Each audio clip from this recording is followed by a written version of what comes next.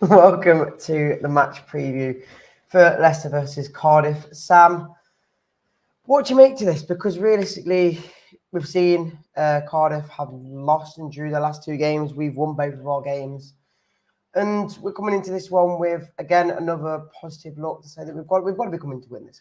I think based on the clever performances and us finding our feet, we've just signed Cassidy yesterday. It's quite good, Cassidy yesterday. Sorry. Anyway, I think we have to win, really. Like you say, we need a massive one. Realistically, if Ipswich lose on Saturday and we beat Cardiff, we're top. The only team to win three. Yeah, we'd be the only team to win three. So if we can continue our winning form, I don't see why not. Again, we have to beat teams like Cardiff. To win the whole league, you have to beat every team around you. It doesn't matter how good or how bad. You have to beat the good teams. You have to beat the bad teams. And Cardiff last season, I think I'm right in saying they were on the brink of relegation. I think they survived it just about.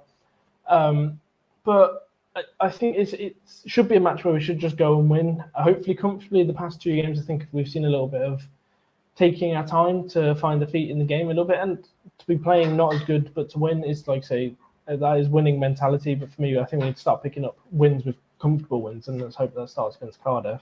Yeah, like you say, if Ipswich do lose this weekend or even draw, and we win, we are the only team to win all three. Yes, we're not going to probably win every single game this season, but again, we've got to. Even Phil said we've got to make it. We've got to be looking like we're a Man City fan at the moment. We are the best team in the league on paper. We are the best team in the league, like in other areas as well. So you've got to be looking in this game and say we've got to be beating the likes of Cardiff. We had to be beating the likes of Huddersfield last week. We did do it, but it was a tough ask.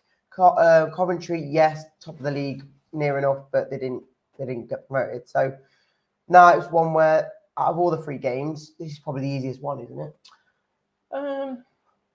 Maybe I think it should have been easy. I think out of the three, if you're going to take home advantage into it, Cardiff obviously got a decent trip down from Wales to Leicester, or up, I should say, from Wales to Leicester. I think, again, really, our players, we've got Premier League quality in and around the club. We've signed Premier League quality in the likes of Winks and Cody. I know he's injured, but you'd even say Stefan Mabadidi's probably good enough to be into Premier League quality. Well, just the players we've been signing, we've obviously got the prospect of coming back up straight away, and the players that are coming have that mentality that we want to come back up.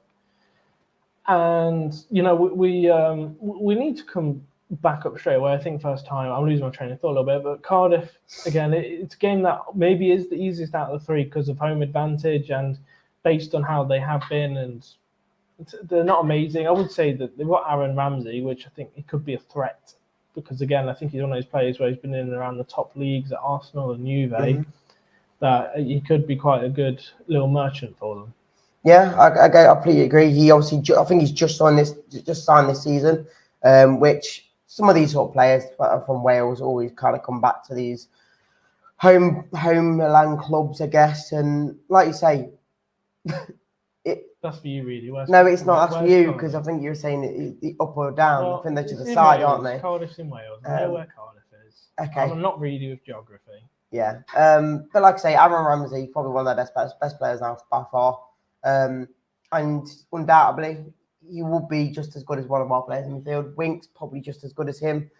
Dewsbury on his day probably just as good as Aaron Ramsey. So it's going to be a tough ask in their midfield. Obviously, they couldn't score goals last season. That's why they nearly got relegated. But again, we're going to go back to it. We have to be beating Cardiff. We have to be. Like I say, they're bottom. They're near the bottom for a reason last season. They've not got any better. So hopefully it comes to a position where we are going to win this season. Many more games other than this. And as you're looking just now, I'm guessing you're going to look where they are. Look where they finished last season. I think they were near the bottom. Cardiff actually did finish so quickly. They are literally. They finished fourth bottom last season. Really. Literally, they just escaped it. So we should really be beating them. We should by a few points. 5 points. So we should be beating Cardiff. That they are a team that we need to beat. And like I said, if we want to come back up, we can't be losing. I think for me, the biggest thing I'd like to see the first game back is a comfortable win. Because if we're being honest with ourselves, really, Huddersfield wasn't a comfortable win. Coventry definitely wasn't a comfortable win. And a win's a win, yeah, but for me, I would like to see us stop playing consistently and picking up I points. think out of all these games, I could see a 2 or 3-0 here. I honestly think we could because of how bad they are at the moment. Obviously, they've not won a game this season yet. I know it's only 2 games in, but I'm guessing the competition they've had against the last 2 games was not as good as Leicester City. So, well, they've lost, and again, I'm going to pull it up quickly. their last two games, they lost to QPR at home and Leeds, and they drew to Leeds, and they were winning 2-0 at Leeds. Which again, you say that's probably bad by their standards to lose when they're winning, and Leeds are in a bit of a mess at the moment this season. And QPR again, they were one of the teams that were down there last season in the bottom half of the Championship. So for me, Cardiff, they're a team that used to be better.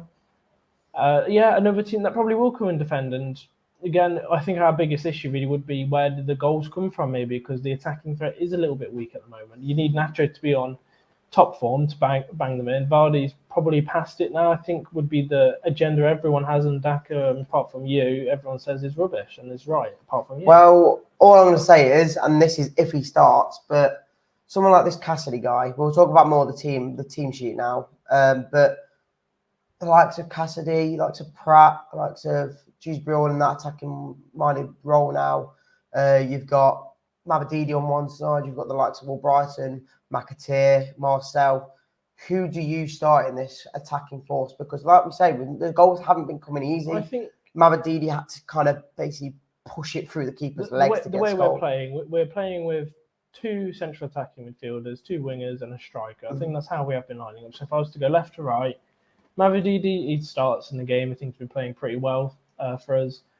Left attacking midfielder would be Dewsbury ahead of Winks. Right attacking mid would be Cassidy. I assume that's why we've signed him and why he's come in, because I think Ndidi and Pratt have both shown that they're not much attacking threat. But they've not got much attacking threat. They are more Ndidi defensive mid and Pratt more of a holding mid. So I think Cassidy, we did need a new attacking midfielder, and he's come in. Hopefully, this is what he should, can do, and just hold the ball well and attack it, because I think that's what we've missed. I will say it, the James Maddison-esque player, I think we've missed it in the first opening 2 games. You can see that the creativity through the middle of the park is a little lackluster at the moment.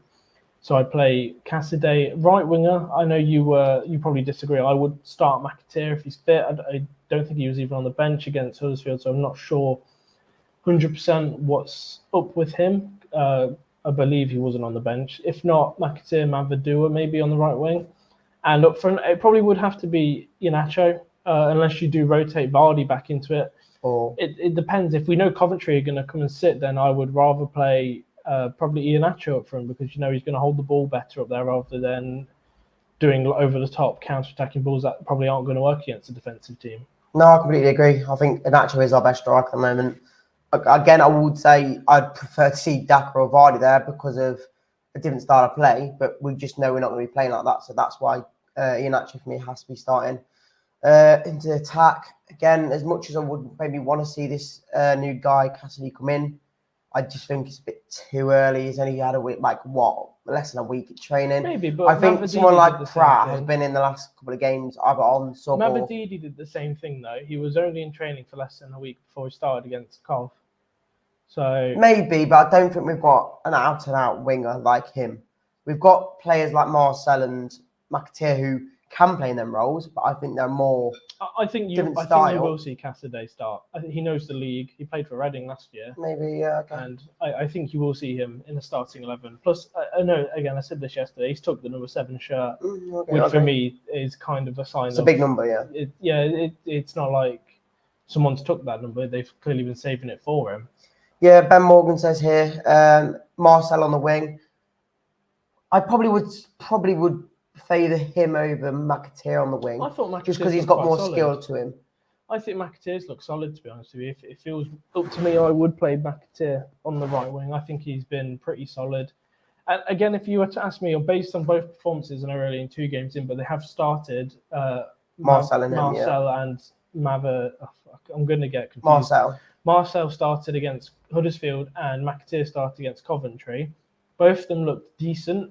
For me, based on just those games alone, I would say we do need to bring in a new right winger. Oh, yeah, I agree. I think that's why we are playing these sort of players on the wing, because as much as they are wingers, I don't think to the level that we need. That's why I'm not slating McAtee. I just don't think he's to the level we need. We're in that little hole, holding period where we're going to try and sell a few players before we can bring them in to free up wages and probably coincide with financial fair play. Because I can only assume that's why we've not signed anyone yet, because we have still got maybe 3, 4, 5, 6 players even ready to go out. And I think we were working the other day between Samari, Daka, Suter, Christensen, Castagna. Their wages are going to be something between $500,000 to probably around $500,000 a week in wages on those players. So you've got to imagine, the amount that's going. That's probably 25-30 million a year that's going on wages. Maybe, if my maths correct, it's probably not. In yours, it's probably not. It's probably, I think, $500,000. Yeah, let's just get away from that. I think it's about 10 million. If I'm not using maths very well, but yeah, about 10. A few more comments before we do finish. Chris does say that the goals will come from the midfield. I don't know, because I thought that would be the case, but Winks doesn't look like he gets forward enough. I don't think someone like Ndidi is going to get any goals in the attacking positions. Obviously, Jude Pihal has, but he's more in the advanced roles instead of more of the midfield. And then you've got someone like Pratt, who, if he does stay more, not holding, but in the centre, I don't think he will. Whereas all of our attackers have had more of the chances at the moment. I think it's more just the agenda of the strikers we have aren't actually putting them in the net. We scored 3 goals in the first 2 games so far, and none of them have come from a striker. None have even come close from being from a striker. I can't even think of Iheanacho did a nice pass to set up the goal. It didn't happen like that. All the goals are coming through the midfield, which I wouldn't say is a strong point, to be honest with you. I think like Andy's put there, the strikers do need to start earning their money, because Vardy is on a lot of money to be in the Championship, and I know that's not his fault. He's done his service to the club, but to be on 140 grand a week, I believe is what he's on. He should, don't get me wrong, should be able to bag a few. Vardy did do for me, coming off the bench, I think Vardy did enough against Huddersfield to frighten them, because he did have a few chances and create a few chances. I think that's where Vardy stands. He's got half an hour in him in a match, and I think to change up a game like Huddersfield, where it's 0-0 and maybe have a bit of a counter-attacking, fast-paced striker up there, putting Vardy on for half an hour is a good tactic, if you ask me. And if the Iheanacho hold play isn't working, you got half hour, 45 minutes even to put Vardy up top and see what he can do. But I think we just need a new striker consistently. If you ask me, and I think you're going to agree, I'm going to say Perot from Swansea. I think that ship's kind of sailed now. It sounds like he's just going to stay at Swansea. Well, I'm just going to put a bit of a thing out there. Obviously, we can't get him now, but I've just shown you that a guy who's top goal scorer last year, gone to Ajax. Yes, it's Ajax. It's a big name. But surely you'd want to be in a side where you're getting top goal scorer in a better probably side, and for still even cheaper than Perot, you'd probably pay 15 million for this guy. It's not about the money with that. He's gone to Ajax because he's gone to Ajax. I believe, is he a Dutch striker? No, he's an English striker. He's English. He played for Arsenal before. I think Perot's Dutch, isn't he? That's what I'm getting confused with. But he's gone to Ajax because it's a step up. It's Champions League football for one. No, I get it. I do get it. But again, if you put your money where your mouth is, if you wanted to get Perot for 20 million, 15, I think is what they want. That's what I'm saying. If you put your mouth and say, okay, they want 12, we'll give you 15 to 20 million for him, I would have hands down put my money in my pocket to get him. I think, a lot of people would have, but I don't think he would have joined Leicester over Ajax. Oh no, I get that. But again, and then the last comment of the day from Terry says, every team will sit deep against us this season. Creative players are needed. I guess, but I would probably say that's a good reason, because everyone wants to come to us and defend because they know we're going to be a threat. I am going to argue that though, Terry, because Huddersfield came at us. They didn't. They defended as much as they could. No, when we had the ball in the back, I was watching it on TV. They were pushing us and trying to get the ball back from us. They had about 3 wingers, 2 wingers and strikers pushing us to swing the ball, and Coventry were at times as well. So these teams, they'll have a back line where they sit no further than the halfway line. But some of these teams have been pushing us, and I think there have been times on telly, I think if you rewatch the whole game against Huddersfield, we've had chances to go on the counter-attack, but we're very lacklustre and slow in the final third. We're holding back because we don't have that extra pass. We don't have someone to swing it to as a striker. That, for me, that's where we do lack. When we've gone the counter-attack and you see we're holding back because they don't trust passing it to Iheanacho, or he's not in a good place, or maybe it's just one-on-one up front and they're waiting for not one-on-one, one versus a few defenders, and they're waiting for wingers and other players to join the attack. I think there has been times where we have had teams come at us, and I think against Cardiff, I think a lot of teams are going to work out quickly. We're going to play with the style of passing it around the back. But that's a style that we've kept with in the last 2 games, or last 3 games, and we've won all 3. But with Rodgers, when it doesn't work, you need to change it. So I'm not saying it's not going to work. I'm just saying the clubs, Cardiff should know that when they come to Leicester, we will be passing it around the back and building up. So if I was a Cardiff player or a Cardiff manager, I would say to them, don't sit so deep back because they're going to walk it to the halfway line and then start the play. If it was me, I would start counter-attacking and pushing the defence, because no offence, we have made a few mistakes, and it's Championship. Huddersfield should have scored. There was a clear cross from a counter-attack where we lost the ball, and Coventry, and their player put it in double Z. So these chances where you can tell the Championship chances that they should be putting away. So if you ask me, we need to be careful with how we do play a little bit, and we just need to hold the structure a bit better. No, I probably agree. But again, if teams do come up, if we start to win games back to back, teams will know to come to us and not try and beat us. If they come to our ground, they'll probably try and get a draw at max. But that's just the way that's what most teams do. Once you're in a position where you've got form of winning, you're not going to try and come on because we're going to beat them. I think for Cardiff, they are going to. It's weird because they'll probably do a bit of both, attacking and defending. For me, the biggest thing I'd like to see is an early goal to hold the game. In the last few minutes. For me, I'd like to change it around against Cardiff and be the team to score first early on in the first half or inside half an hour, just to calm the playing down, because you never know. It like I said, we saw against Huddersfield, we didn't play well, but all it took was one decent play, bad keeping, and a half decent shot, and we took away all 3 points, and Huddersfield have nothing to show for it.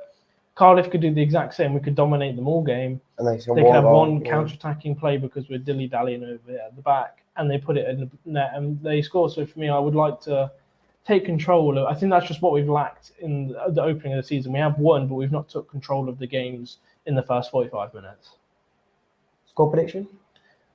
4-0. To be fair, 4-0. I think we will have a better game. I think we'll see Cassidy come in and play.